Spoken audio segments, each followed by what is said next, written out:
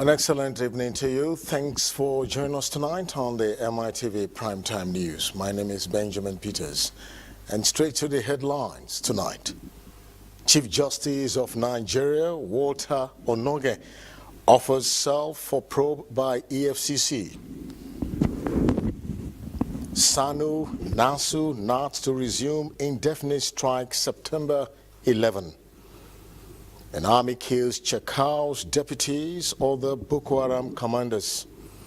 On the foreign scene tonight, Hurricane Hema wreaks major damage in the Caribbean. And from the world of sports, UEFA President Alexander Seferin backs shortened transfer window.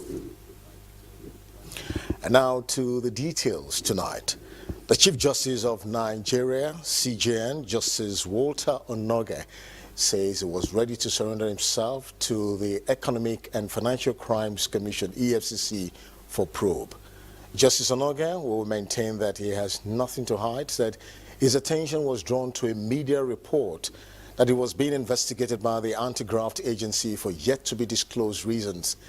The Chief Justice of Nigeria, in a statement that was signed by his media aide, Awasam Basi, said he was ready to pay the required price to make the nation a better place. He said he has never been invited or called upon by the EFCC to offer any explanation on any impropriety, saying he would, however, not be distracted in his effort to reform the judiciary. The Commission insisted the report, which it described as diversionary and mischievous, did not emanate from it, but admitted that before Justice Onoge was elevated to the Chief Justice of Nigeria's position, some petitions that were written against him were investigated and found to be without merit and discarded.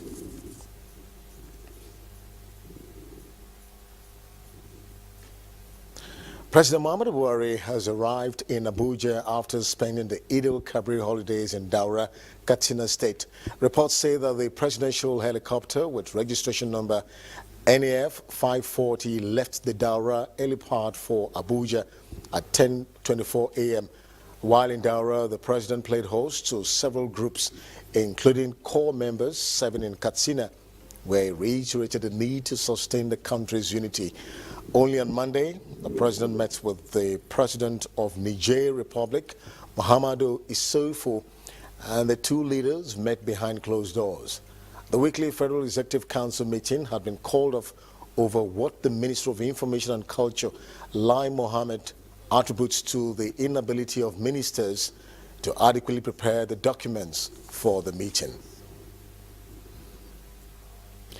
The Joint Action Committee of Non-Teaching Staff in the universities has called its members to commence indefinite strike from Monday, the 11th of September 2017. The union said that the strike became necessary following the federal government's inability to implement the agreements it entered into with the unions in 2009. Announcing the decision to embark on the strike, Chairman of JEC and National President of SANU, Comrade Samson Chijoke Ngoke, said during the strike there shall be no provision of services, no matter how skeletal. Concessions shall not be granted, while all their members are to stay at home till further notice, unless as directed by JAC through their respective presidents. The JAC is made up of the National Association of Academic Technology, NAT, Non-Academic Staff Union of Education and Associated Institutions, NASU, and the Senior Staff Association of Nigerian Universities, SANU. The environmental rights action, Friends of the Earth, has kicked against the 17.4 billion naira earmarked for purchase of fuel and generators for ministries, departments and agencies. The group also called on the three tiers of government to immediately ban the purchase of generators for the ministries, departments and agencies.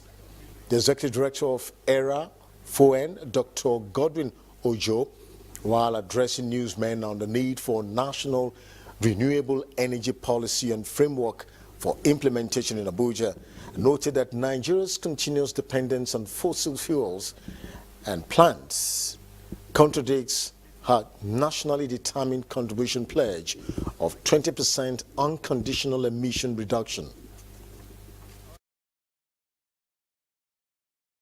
It is the oil itself that brought Nigeria into recession because we have forgotten other means and we failed to diversify the economy, and instead we are focusing on oil. So we are really using this opportunity to draw government attention that the commitment it made in relation to fulfilling the Paris Accord of 2015, that it will reduce 20% emission reduction unconditionally. If the government has made that kind of commitment, why will it commit over 17 billion for the purchase of generators and fuel? And to Osun State, where police authorities have paraded 3 suspected ritualists for being in possession of different human parts. A 25-year-old Ademola Titilola and Babatunde Awolola were arrested with 2 severed human hands during a stop and search by a police patrol team along Ogbomosho, Oyo Road at Agoro area of the state. Correspondent Abbas Akondije reports that a human skull was also recovered also from another suspect, Adeniyi, in his home at Moro in Ife North local government area of the state. Paraded alongside the suspected ritualists were 4 suspected cultists and 5 other persons for allegedly involved in making counterfeit money. All the suspects, according to the police boss, will be charged to court at the conclusion of investigation. The man was also found in possession of woman's skull. He has told us in the course of the investigation that the purpose of getting that skull was to make money ritual. Very many people today are interested in becoming rich without working. And some of these fellows are youngsters who should be interested in putting in their best as a way of adding value to their community, as a way of adding value to their society. Ake inquired about materials for money ritual from me. I told him that we normally use cotton wool removed from the ears of a dead human. Eventually, he brought a human head, but I told him to return it.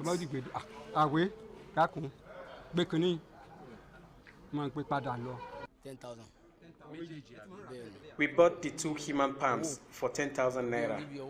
Human head is sold for 15,000 naira. We were at a ceremony when Adeoye told me that he needed human palms, but I told him I didn't know where to get them. But later, Lakami assured us that we could get them.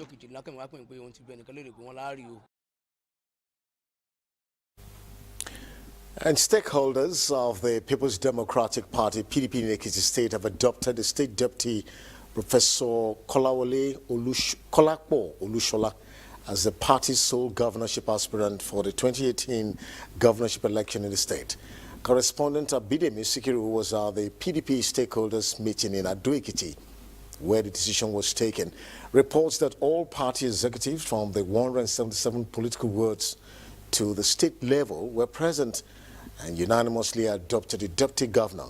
His report. For the 2018 governorship election in Ekiti State, the State PDP Stakeholders Forum has adopted the State Deputy Governor, Professor Kolakpo Olushola as the party's sole governorship aspirant in the state. Members from 177 political wards across the state, which were all local government chairmen, states and local government executives, members of board and agencies, as well as councillors, were at the meeting.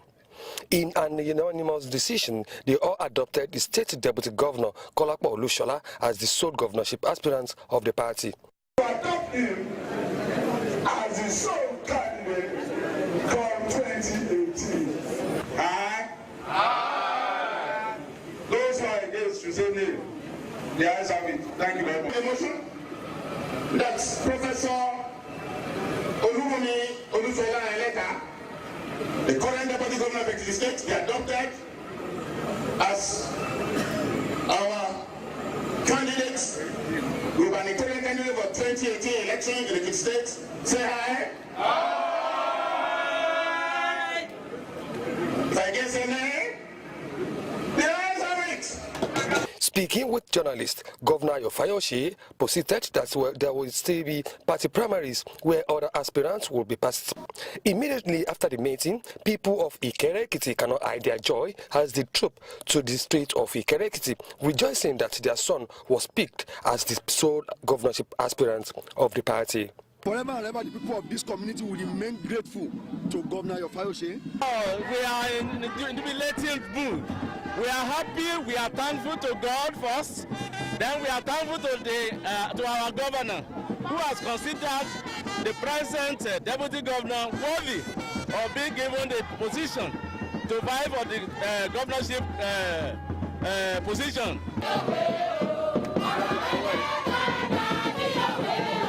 Abidin Sikiru, Mitv News. Moving ahead, two Boko Haram commanders and deputies to Abubakar Shekau, a factional leader of the terrorist group, were killed in successful military operations at Alafa in Borno on Saturday. Army spokesman Brigadier General Sani Usman said in a statement that Shekau's deputies that were killed in the onslaught included Abdu Kawuri and Abubakar Banishek. 5 other key leaders of the group and close associates of Shekau were neutralized in joint bombardment in August. Usman described Shekau's latest video in which it taunted the army as an act of desperation and lies by remnants of the insurgents to instill unnecessary fear in law-abiding citizens. In the video, the group denied the killing of its 5 key commanders and claimed it had a wonderful Salah celebration in the Sambisa forest. And following the planned redevelopment of Ogba retail market in order to conform with the required mega status of Lagos, stakeholders, including top officials of the Ojodu Local Council Development Area and shop owners and market dwellers on Wednesday met to deliberate on the way forward. Many of the aggrieved shop owners and market dwellers believe the short notice for relocation was too sudden and appealed for more time. They also expressed shock that they were called for a meeting on the purported stop on the planned redevelopment of the market, only to be briefed on another thing entirely. A cross-section who spoke with MITV News called on the local council to consider their plight as the shops remain the source of their daily bread. No consultation. They just came all of a sudden. Papa talk that they want to demolish Ogba retail market. And before we know it, people started demolishing their properties. Property worth of millions of naira. Started demolishing it, throwing so many things away. So we now went to His Excellency that we had a further notification that we should leave our market within 2 weeks.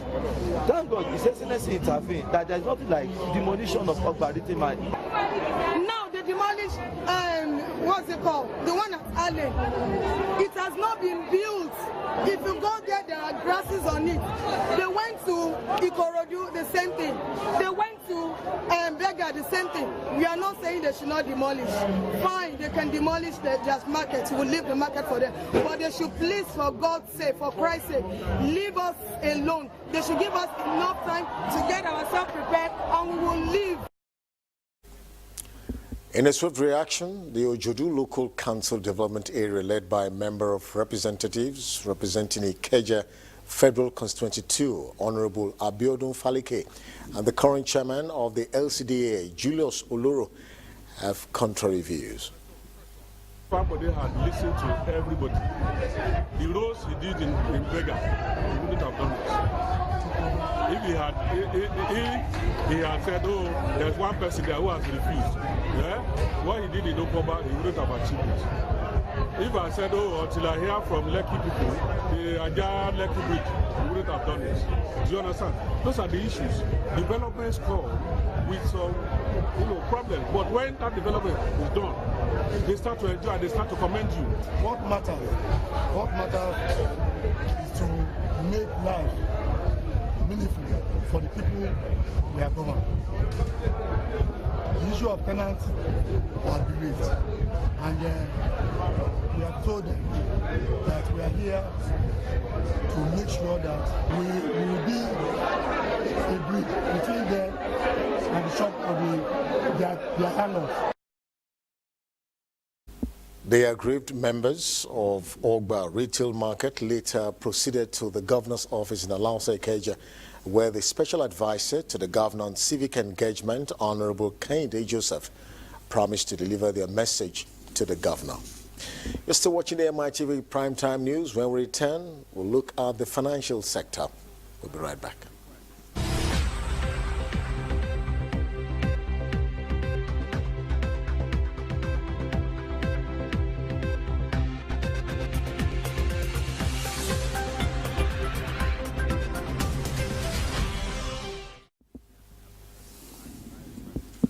And on financial news tonight, the Manufacturers Association of Nigeria, MAN, says only when the federal government sustains the economic recovery and growth plan policy that the exit of the country from 18-month recession will begin to have meaningful impact on the economy. The president of the group, Frank Jacobs, made the remarks on Wednesday in Lagos while speaking on the theme of the 2017 meeting of the group, Recovery and Growth of the Nigerian economy. Our correspondent Abiola Ismail takes a look at the experts' reactions to the exit. For more than 18 months, Nigeria, the acclaimed biggest economy in Africa, swept into another economic recession. During the period, there were challenges of low productivity, harsh business environment, and cost of doing business getting out of hands, forcing many companies to close shops or relocating to neighboring countries. Nigerian citizens were worried over their social welfare as the purchasing power becoming low, while businesses are worried over several hindrances and cost of doing business. Nigeria, in the last world ranking of ease of doing business, stood at 169 out of 170 countries sampled by the World Bank. This is why the president of the Manufacturers Association of Nigeria, Frank Jacobs, says, in spite of the declaration of the National Bureau of Statistics, NBS, that the country has exited recession, Nigeria can still take a leave from Tanzanian experience and apply it to addressing our economic challenges and adopt its homegrown policies and strategies towards resolving other economic issues. Well, Tanzania is 136, as you said. Nigeria is 160, thereabout. When you remove the other countries of the world and zero in on Africa, Tanzania is not too low, which means that Tanzania is doing better than Nigeria. Besides, we brought in His Excellency because they had gone through what we are going through today. And we felt that we can learn one or two things from him. And he was responsible for pulling the country, its economy, out of recession. So we thought that we could learn something from him. And how they have managed to sustain that economy to date, I think we could learn one or two things from him. That is why we decided to bring him.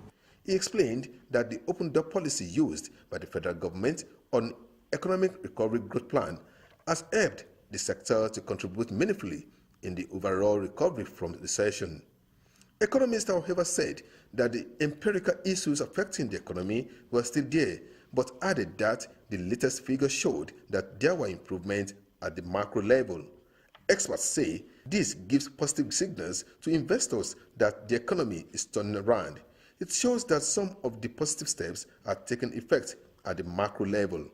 An economist and public analyst, Henry Boyo, says Nigeria is practically still in recession because the purchasing power of Nigerians is still low. According to him, social services are still poor, income inequalities have widened, and thousands of people have lost their jobs in the last 1 year. Moyo wants the federal government to focus on human development that will improve the livelihood of Nigerians. Affects your consumer demand because your money is buying less and less.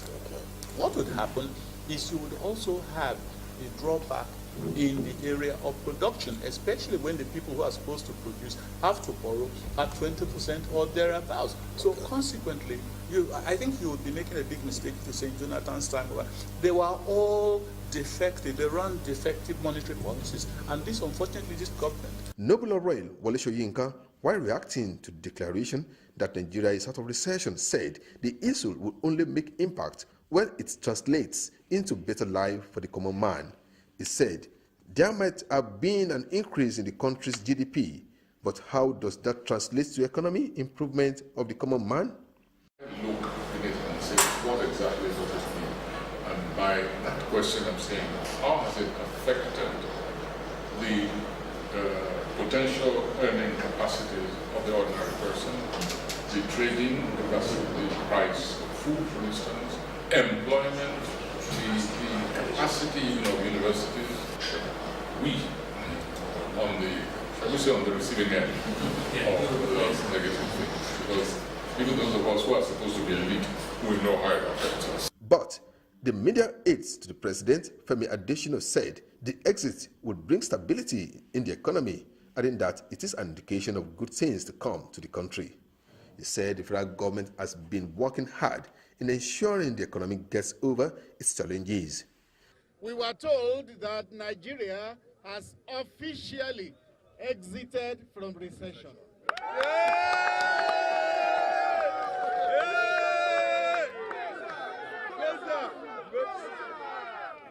That shows that we have a government that is working for us. We have a government that is interested in our welfare.